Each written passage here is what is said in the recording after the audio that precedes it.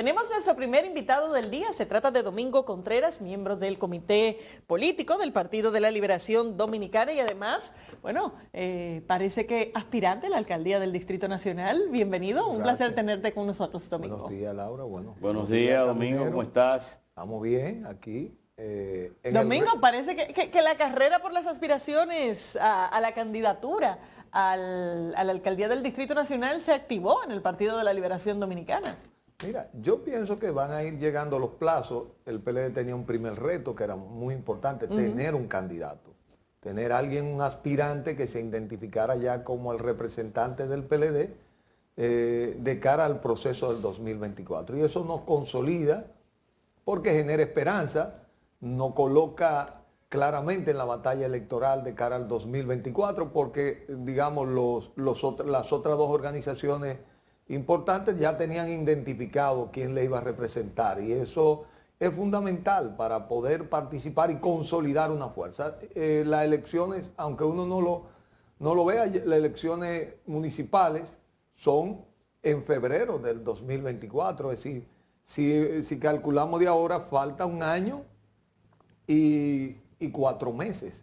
De modo que cuando se aperture enero, de cara a octubre, que es el plazo que la Junta tiene para la escogencia de los candidatos, estaremos ya a un año de ese proceso. Y será ya con el calendario de la Junta Central Electoral que comenzaremos a recorrer ese camino. De modo que ya el partido en los próximos días estará discutiendo un calendario propio para ir organizando estos procesos. Pero tú estás dentro de la carrera a repetir la candidatura por la alcaldía. Mira, yo le digo a alguien que a mí me pasa algo curioso, porque yo trabajo todos los días durante todos estos años que yo trabajo en las comunidades, trabajo proyectos del Centro Atabey. Por ejemplo, en este momento nosotros estamos trabajando un proyecto sobre, le llamamos Dominicana Respira Limpio, pero es un tema de la calidad del aire, control de ruido, tema de temperatura, ola de calor sobre la ciudad, que es un sistema de dispositivos para servirle a meteorología, al Ministerio de Medio Ambiente,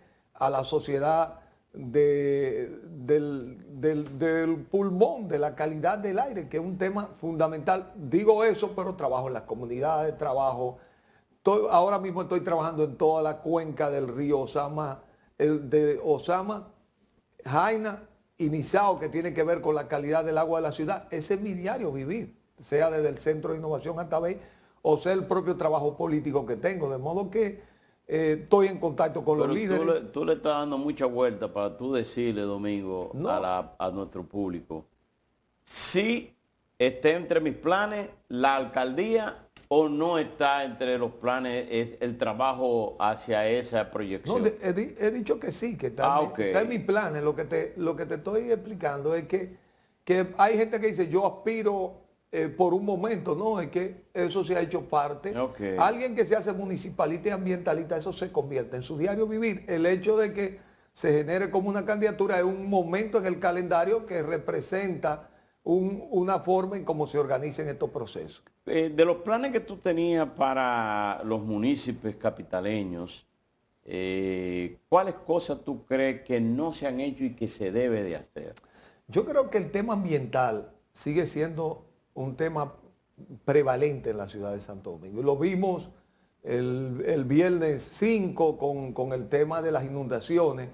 Y estos fenómenos que no era un fenómeno, digamos, habitual dentro del tema de las lluvias. Y de pronto nos hemos dado cuenta de la necesidad de revisar cuáles son los sistemas naturales que tiene la ciudad, del drenaje más la infraestructura que tiene que tener. Y en esto, por ejemplo, tú dices la laguna de la Núñez de Cáceres con Gustavo Mejía Rical, que es un sistema natural al que se le agregó un ducto que se le hizo, lo hizo la OPRE con el ingeniero Diandino Peña, que lo conectó con el Mar Caribe. Nosotros tenemos otro sistema de laguna natural que está en la Churchi frente a la urbanización Fernández, que dicho sea de paso, es conveniente que el ayuntamiento revise una intervención que está haciendo allí, que la está llenando de caliche, que no debería rellenarla, aunque debería hacer una intervención como se hizo en la Núñez, que terminó, por ejemplo, generando un drenaje de las aguas, que a veces, como no están bien cuidadas y allí llega basura, se convierte en un problema para los vecinos.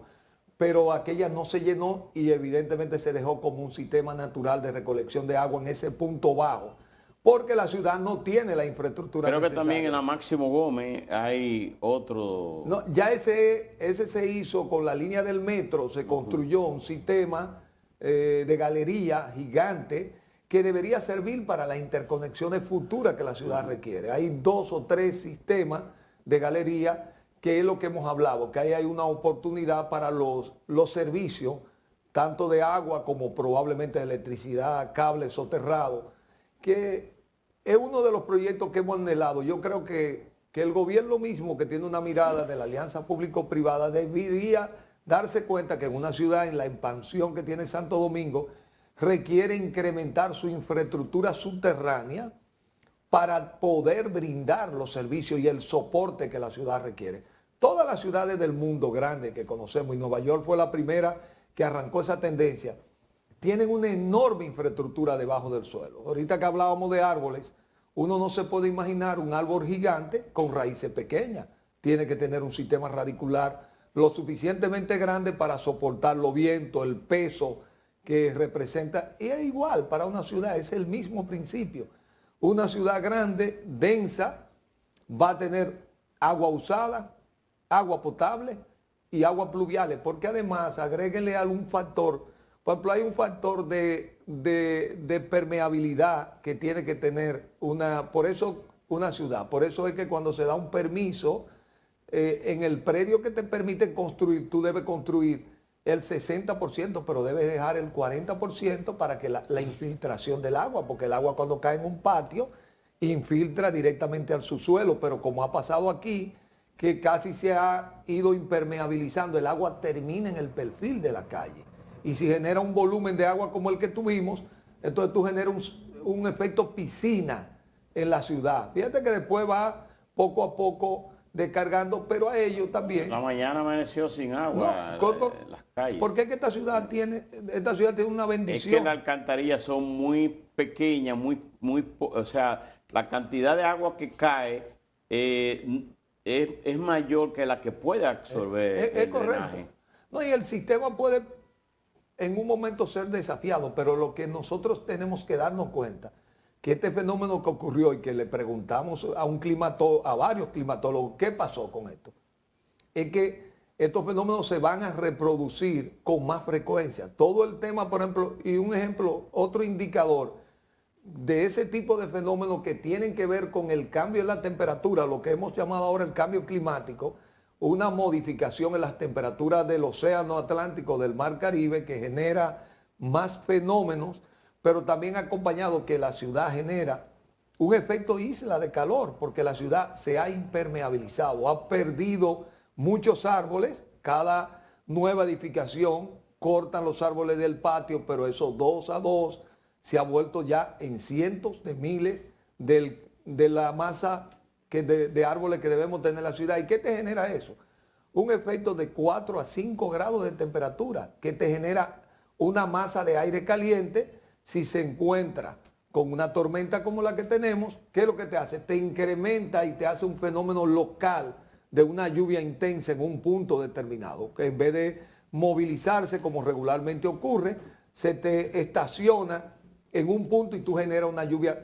Domingo, pero si es tan clara la necesidad de desarrollar esta infraestructura subterránea, ¿por qué ningún gobierno se ha ocupado de esto? No, se ha ido trabajando. Por ejemplo, no es que... Pero de una forma notoriamente insuficiente. Absolutamente de acuerdo contigo. Yo pienso, es costoso, es lento, pero es que no hay de otra. Es decir, no. Pero a pesar de no haber de otra, ninguno se ha ocupado. Y estamos hablando no de los 2 años que tiene este gobierno, estamos hablando de 4 gobiernos del PLD y previo a eso un gobierno del PRD y previo a eso otro gobierno del PLD y nadie ha podido buscar una solución ni un plan a largo plazo de cómo se va a solucionar ese tema. Hay temas en una sociedad que por los costos probablemente que tenga, se van posponiendo, pero llega el momento que se hace evidente de que ya no es posible seguirlo posponiendo. Fíjate, a pesar de que existen varias infraestructuras que se hicieron a lo largo de esos años, de varias intervenciones, algunas puntuales y otras ya más, digamos, más planificadas, porque las que se hicieron con el metro van en la línea de ir aprovechando el uso del subsuelo que se ha hecho en otro momento. No teníamos, por ejemplo, antes una herramienta como el fideicomiso. Fíjate que el fideicomiso público-privado permitió construir algo que no se tenía antes, que era el fideicomiso revial, que se hizo para un tema de mejoramiento y mantenimiento de la carretera. ¿Por qué no lo traemos a otra infraestructura que es tan importante como esta infraestructura para estos servicios? Llega el momento, yo mismo, digamos, he estado proponiéndole, haciendo que se vea. Yo siempre me acuerdo de un profesor que teníamos en la Universidad Autónoma de Santo Domingo, el profesor de Pras, que tenía un maletín y él tenía la idea de un instituto de química en la UAS. Y todo el mundo relajaba de Pras sobre el instituto de química en el maletín, pero llegó el momento, creo que con el gobierno de Taiwán, efectivamente el maletín se convirtió en el instituto. Yo digo que pasa igual con las ideas.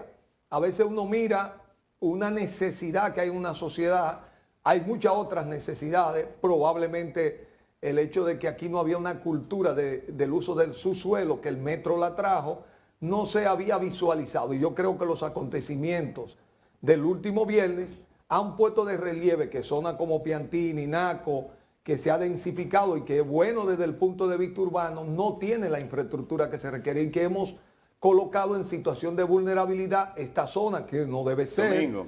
Entonces yo creo que ese proyecto de visualizar una intervención, digamos, ya de un calado, de una profundidad, le llegó el momento y yo creo que el alcalde o la alcaldesa es la principal en impulsar esto, porque el ayuntamiento solo evidentemente no puede, tiene que venir el gobierno central también y asumir este reto que Domingo, es importante.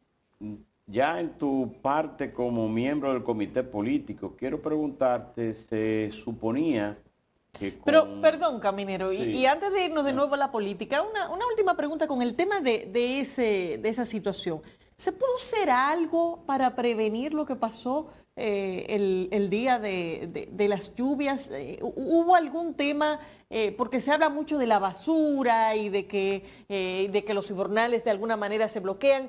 ¿Realmente se pudo hacer algo para evitar la dimensión de lo que sucedió? Mira, se puede mejorar la intervención, digamos, de prevención. Porque, por ejemplo, y hay que admitirlo, los sistemas naturales que tenemos y los lugares críticos, el personal no estaba ese día ahí.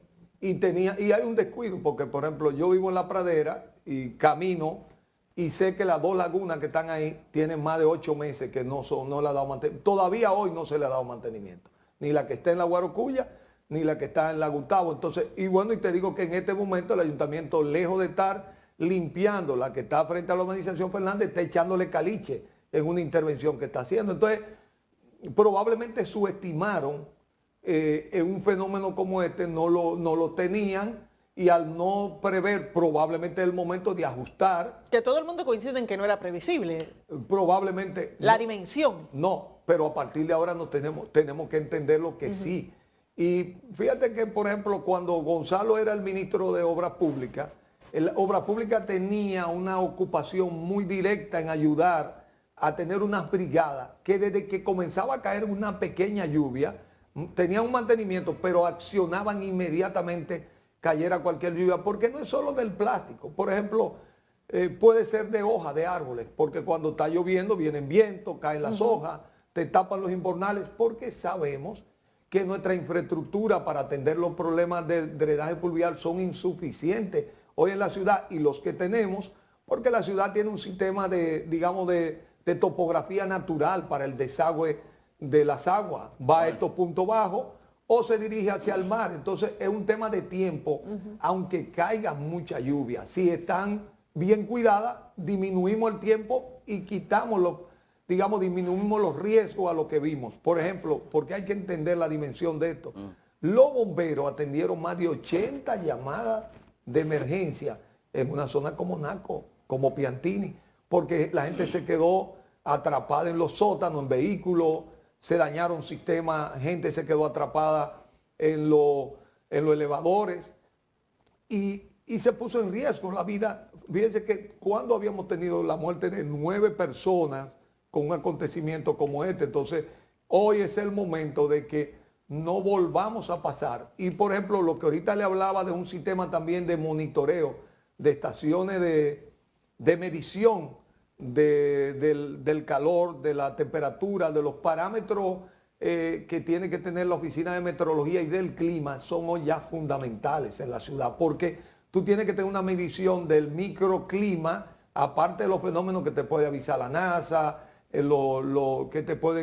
tú puedes tener en esa dinámica, ya se generan. Si esta fue una situación de microclima que se requiere que la ciudad, a través de la Oficina de Meteorología y de los mecanismos de emergencia, pueda tener los parámetros para saber que esto es un fenómeno que no fue que pasó ocasionalmente, que ya estamos generando una situación en la que este fenómeno puede pasarnos en cualquier otro momento. Domingo, decía que se suponía que con la escogencia de Abel Martínez como el candidato presidencial del Partido de la Liberación Dominicana se iba a detener esa corrida de dirigentes del PLD hacia la Fuerza del Pueblo. Sin embargo, vimos que el equipo completo en Bonao de la ex vicepresidenta Margarita Cedeño, bueno, pues se juramentó con Leonel. El propio Leonel le tomó el juramento y se ve ahora en Santiago, de donde es precisamente el candidato del PLD,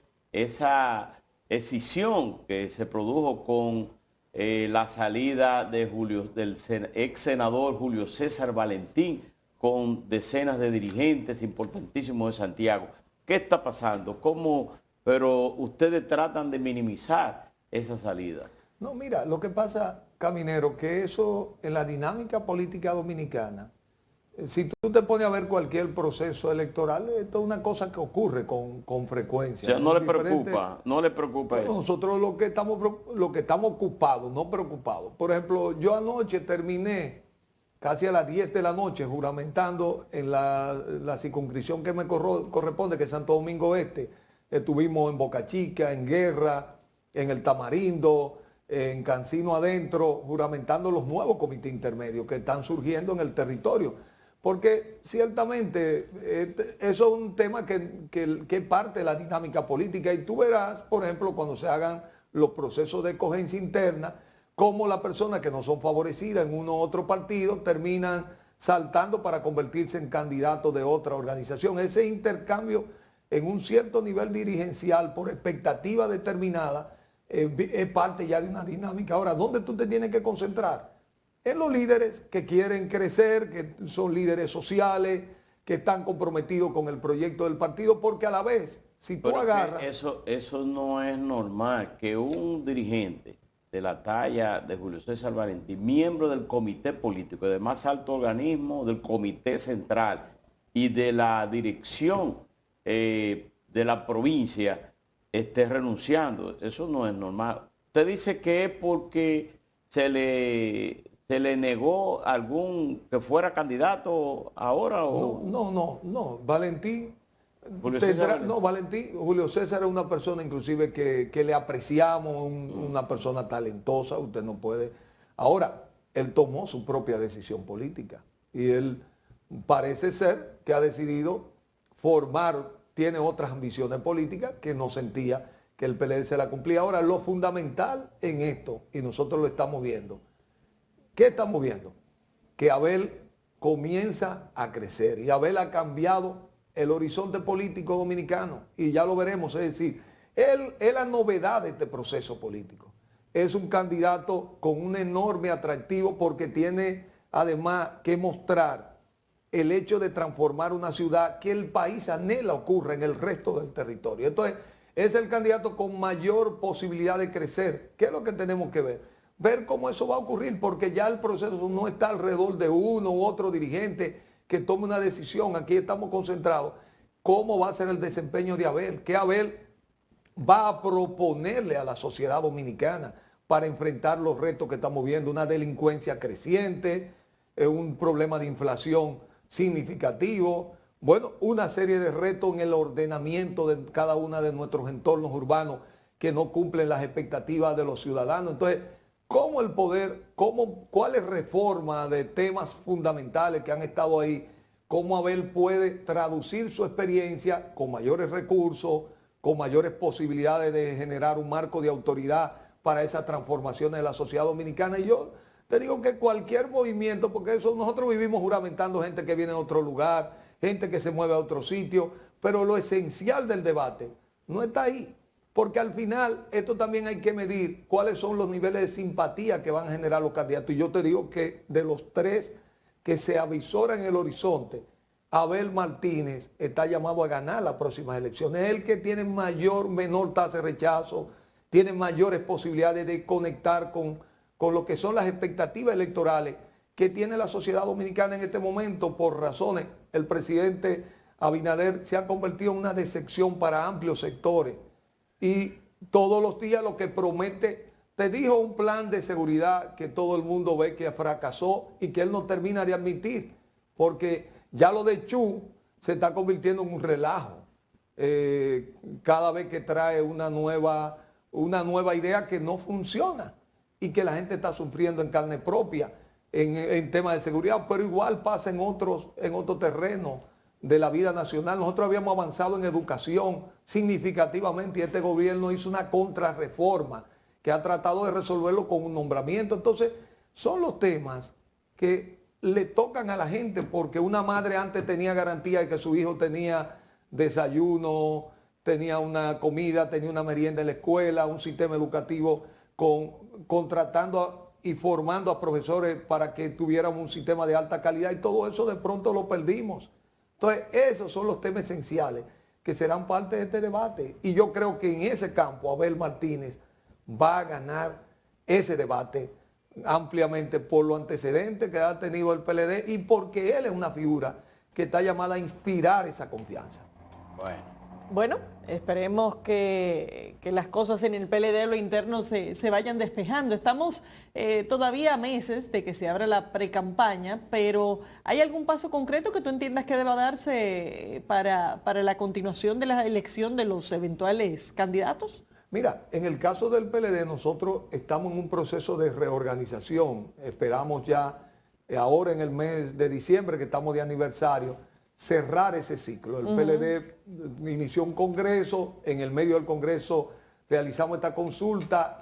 A partir del 20 de noviembre de este propio mes estaremos eligiendo todas las direcciones de distritos municipales, de circunscripciones, provinciales, para nosotros organizar ya toda la estructura orgánica del partido y prepararnos para ese desafío que ya tenemos realmente un candidato que nos representa y que realmente en el partido estamos llenos de energía, de entusiasmo, de compromiso de salir a ganar estas elecciones, a trabajar con la gente, a conectarnos con la gente, con los líderes en las comunidades y con las necesidades de la gente para que el PLD pueda reconquistar de nuevo esa simpatía de partido principal de la República. El expresidente Danilo Medina, al parecer, tendrá una participación fundamental en la campaña, porque lo he notado que ha asumido